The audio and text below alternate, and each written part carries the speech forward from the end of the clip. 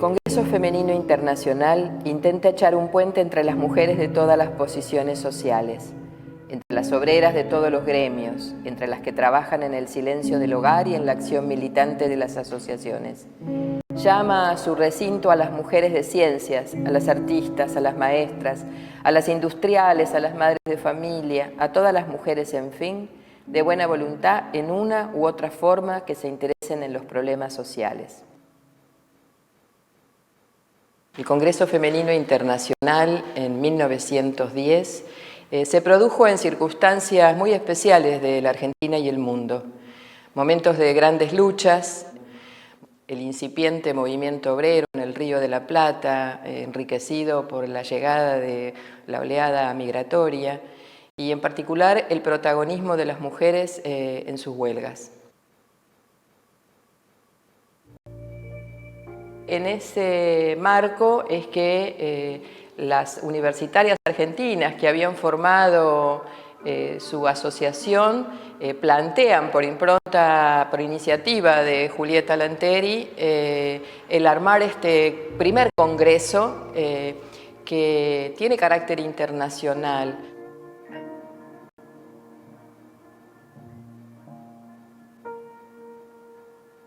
Presentaron en total 86 ponencias en el Congreso Feminista. Entre esas ponencias había discusiones sobre prostitución, había discusiones sobre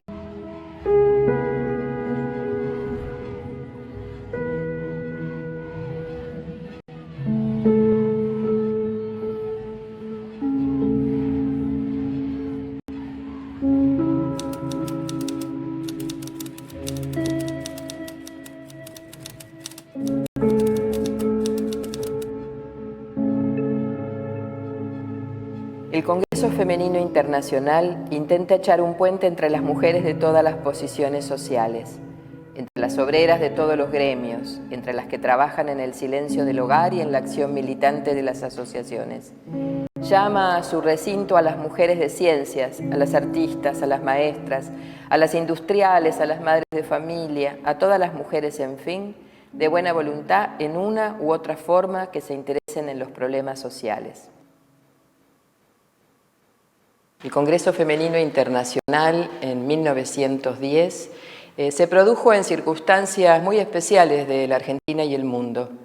Momentos de grandes luchas, el incipiente movimiento obrero en el Río de la Plata, enriquecido por la llegada de la oleada migratoria y en particular el protagonismo de las mujeres en sus huelgas.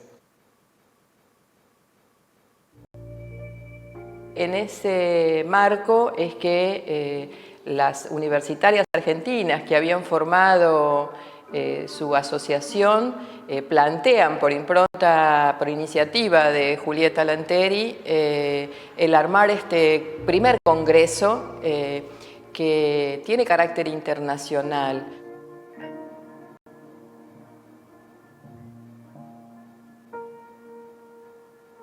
Presentaron en total 86 ponencias en el Congreso Feminista.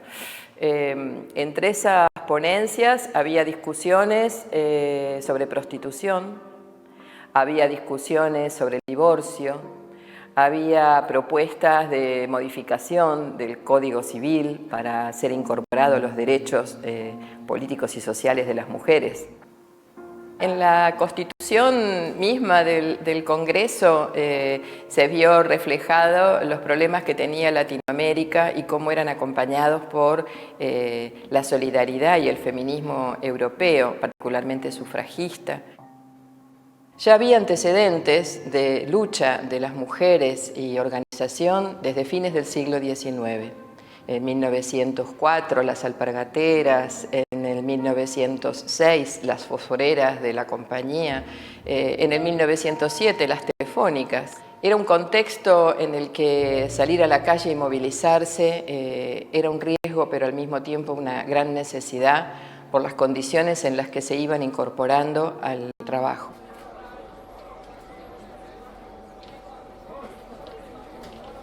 Luchaban por descanso dominical, por igual salario, por igual trabajo.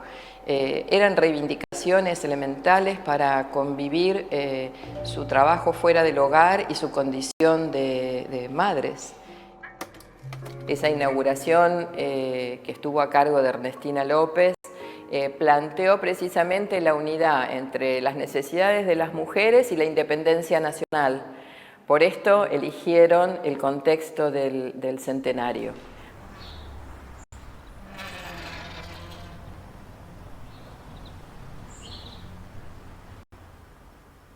Palabras de la doctora Grierson en la sesión de clausura del Congreso. Al cerrar este Congreso, que es un alto exponente de la capacidad de la mujer pensante, los debates han sido libres y llevados en forma parlamentaria. Si este Congreso hubiera resultado una conferencia que no fuese exclusivamente feminista, hubiera sido un fracaso. Cecilia Grierson trabajó toda su vida y nos dejó un legado impresionante para la ciencia y a su vez para las mujeres argentinas.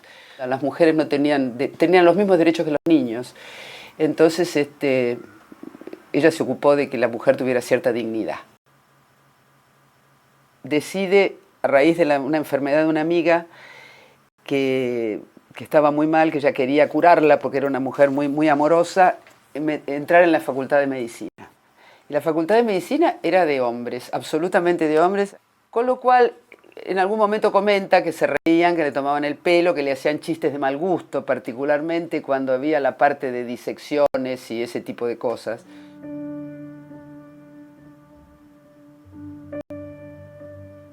La doctora era practicante mayor en el hospital y entonces veía in situ el funcionamiento del hospital y de los enfermos.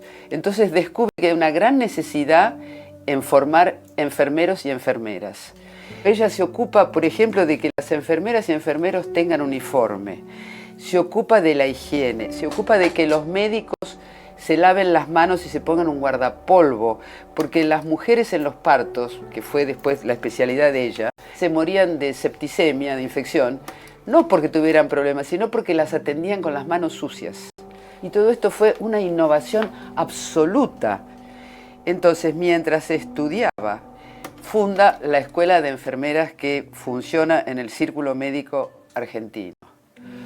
Bueno, la doctora se especializa en ginecología y obstetricia. Las mujeres eran atendidas por hombres. Tenían un maniquí y le decía, señora, ¿dónde le duele? Entonces con un puntero la señora le señalaba lo que le dolía. Ni siquiera las tocaban ni las revisaban. Les daba una vergüenza monstruosa. Entonces, que hubiera una mujer que atendiera enfermedades de mujeres era maravilloso. Se recibió de doctora y cirujana, pero nunca pudo ejercer de cirujana. Y ella trató de estudiar el profesorado en la Facultad de Medicina para ser profesora y se presentó y con artilugios así diplomáticos declararon el concurso desierto para no nombrarla. Esas deben de haber sido sus asignaturas pendientes. Lo que pasa es que como era una usina de generar proyectos, a ella se le cerraba una puerta acá y creaba otra cosa. Funda la Sociedad Argentina de Primeros Auxilios. Más tarde que se incorpora a la Cruz Roja. Publica El Masaje Práctico y funda la Asociación de Masajistas, que esto da origen, digamos, a la kinesiología de hoy día, que no existía la kinesiología. En 1899, Cecilia decide ir a Europa. Está invitada al Congreso Internacional de la Mujer por Lady Aberdeen, que fue la presidenta en Inglaterra, y es la única representante de América que va. En el año 1910 se realiza el Congreso Internacional de Mujeres. Y fue elegida la doctora Grierson como presidenta y como secretaria Julieta Lanteri. La ponencia de la doctora Grierson fue Ciencia y Artes Domésticas. Esta ponencia está basada en el informe que ella le hace al gobierno argentino de todos los estudios de las instituciones que hizo en su viaje a Europa entre 1899 y 1900. Yo creo que el gran legado de la doctora Grierson fue la conducta a través del esfuerzo. El lema de la doctora Grierson era hechos y no palabras. Ella iba, estudiaba e implementaba lo que aprendía. Y además la generosidad, porque ella decía en alguna conferencia, no es para mí, sino para la humanidad.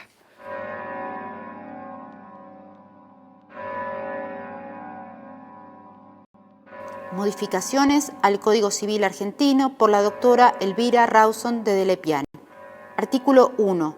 La mujer, al contraer matrimonio, no perderá los derechos que la ley acuerda a los seres mayores de edad y con sus facultades mentales sanas.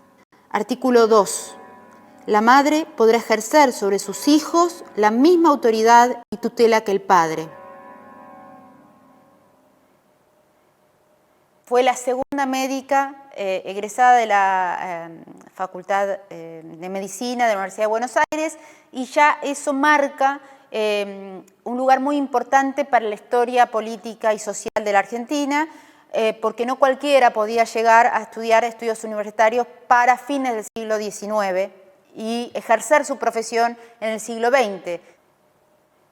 Hace los estudios normales, en la típica camino que se esperaba de las mujeres, ser maestras en la escuela normal, pero bueno, ella ahí ya raudamente se sale del molde de su época y comienza a estar interesada en los estudios de medicina.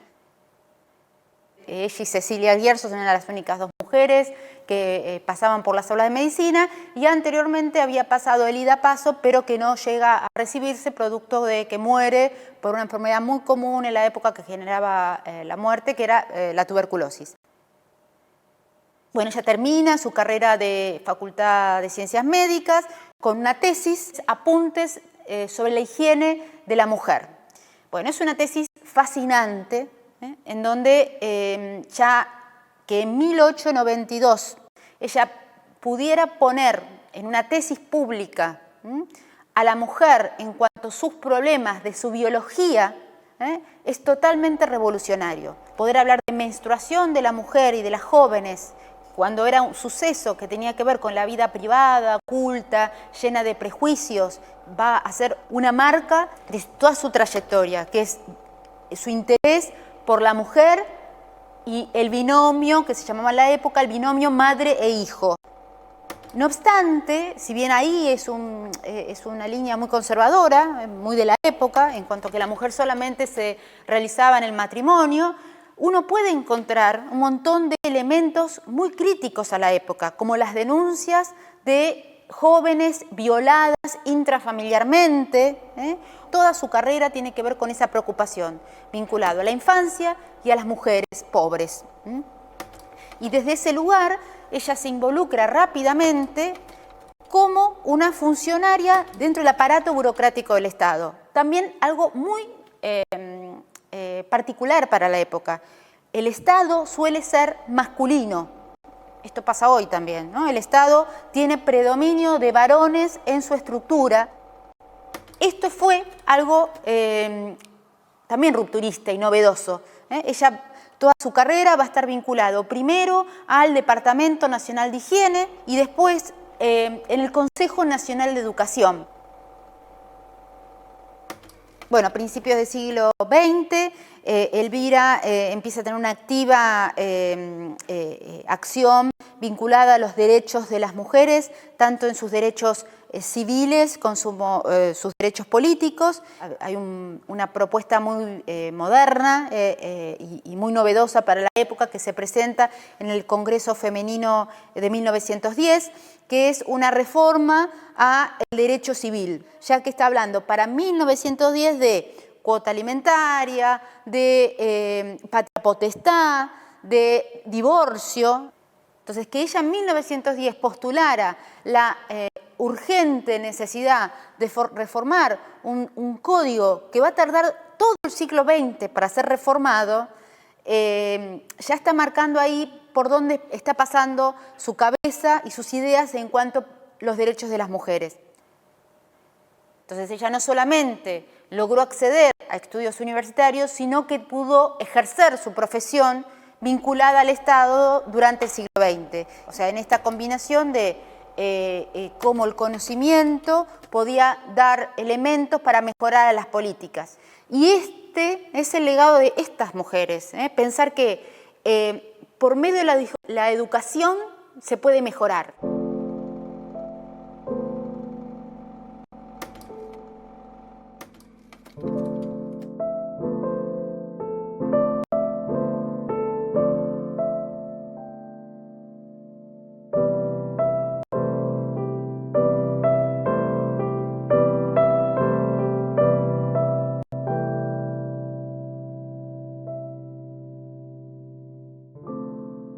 Julieta Lanteri fue, sin lugar a dudas, una mujer de esas que pensamos que es imprescindible, que nos trajo a la luz las reivindicaciones más básicas que necesitábamos las mujeres, el derecho a estudiar, el derecho a hacer una carrera universitaria y, por sobre todas las cosas, el derecho al voto. Desde temprana edad comenta con su familia que ella quiere dedicarse a la medicina. Se recibe en 1907 con una tesis dedicada al estudio de tumores malignos de útero. Pensemos en mujeres que a principios de siglo estudiaban una carrera que implicaba la observación o el estudio de cuerpos desnudos, en un ámbito donde iban a estar rodeadas por compañeros varones. Por lo tanto, era ya muy llamativo que las mujeres se incorporaran a la Facultad de Medicina. Estas inquietudes constantes que ella tenía la llevaron a vincularse con otras dos mujeres muy importantes que fueron Cecilia Grierson y Elvira Rawson de Lepiane, médicas ellas también. Otro hito también importante que las reúne en torno a la demanda de los derechos de las mujeres es en 1910 en la organización del Congreso Femenino Internacional. Julieta presenta una ponencia referida a la prostitución, en un momento donde en Argentina llegaban barcos con mujeres traídas de contrabando para el ejercicio de la prostitución. Por lo tanto, ella consideraba que era muy importante, como parte de los derechos de las mujeres, abolir esa práctica. Julieta se destaca en innumerables ocasiones por su creatividad ante las negativas. Es claramente de las primeras sufragistas en encarar la lucha. En 1911 va a haber elecciones en la ciudad de Buenos Aires.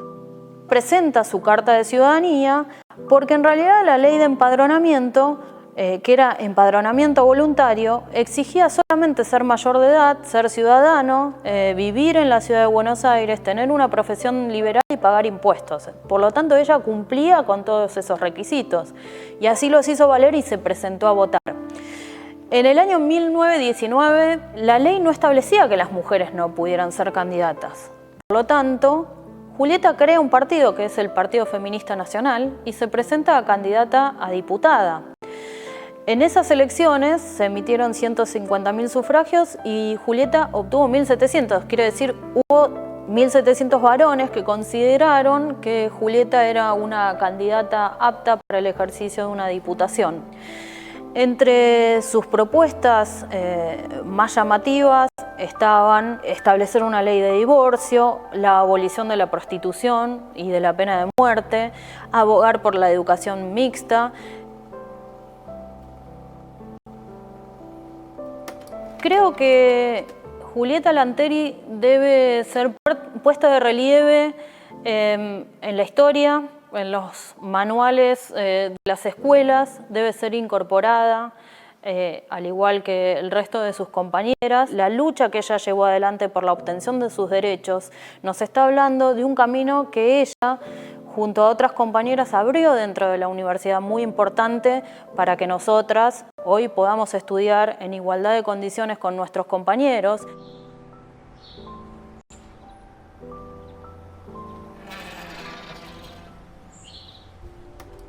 Si bien algunas de las propuestas que se debatieron en el Congreso tuvieron un gran eco desde el punto de vista social, desde el punto de vista legislativo sucedió que algunas de las propuestas fueron tomadas y otras quedaron en el olvido. Una cantidad de reivindicaciones planteadas desde principio de siglo debieron esperar hasta mitad de siglo. tenemos el sufragio en el 49, tenemos el divorcio no hace tanto, en la década del 80. Bueno, hoy estamos en el medio de una maravilloso accionar de las jóvenes que luchan por los derechos de las mujeres, y es emocionante y en buena hora. No obstante, me parece que es importantísimo que se pueda destacar, revisar, hablar, recordar que todas estas actuales luchas con otros momentos políticos, otros sentidos, otros colores, otros manejos del cuerpo, dialogan con un pasado cargado de sentido que deviene de estas primeras mujeres. Estas primeras mujeres fueron centrales para la lucha que hoy estamos dando. Su accionar fue muy revolucionario para la época. Toda la lucha feminista se va a sentar sobre estas consignas que, repito, muchas se han logrado y otras aún seguimos dándole pelea. Y es muy importante hablar de ellas, recordarlas, leerlas, darles el lugar correcto en la historia del siglo XX de las mujeres en la Argentina.